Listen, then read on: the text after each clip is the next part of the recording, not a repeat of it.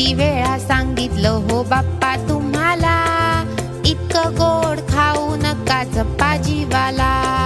10 दिवसांसाठी येता रोज रोज मोदक खाता, हवावरून दुधाचा तो घोट कशाला. इतकं गोड खाऊ नका चपाजीवाला.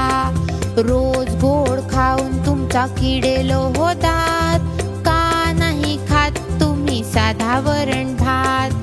साध्या वरण भाताची हो भीती कशाला, इतकं गोड खाऊ नका चपाजीवाला.